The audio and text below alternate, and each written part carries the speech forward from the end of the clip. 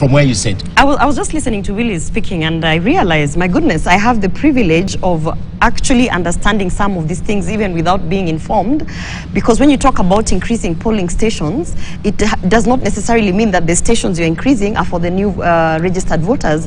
I can tell you for a fact that in Mombasa constituency where I vied, we had certain polling stations where you had so many registered members, and some of them had to actually walk distances to get to that polling station.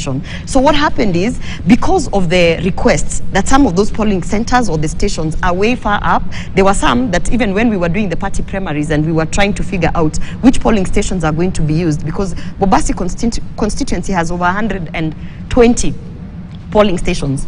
So when we were doing party primaries, we actually had to figure out, are we going to use all the polling stations? This is now on a party level. That's when I started understanding the logistics of polling stations.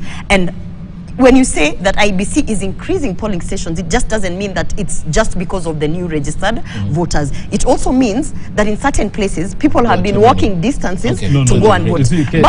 But onto one of the things, and that's why I was like, it's good to vie, because unajua ukikuwa kwa ground, una understand vitu kabisa. You know, it's not just theory from a boardroom, it's actually like things that you experience. But I'll tell you something on the IEBC preparedness.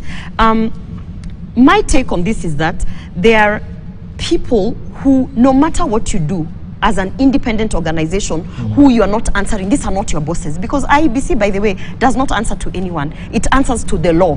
It actually follows the constitution. There is no authority anywhere that will sit and say, I'm going to give you directions and you're going to do this as IEBC. It is an independent commission. And I think the frustration that you see with some of the either, you know, stakeholders, either candidates who are presidential candidates. I know Willis is actually aggrieved from the decisions that were taken, and he's not on the ballot as at now, so I can imagine how he feels about the preparedness.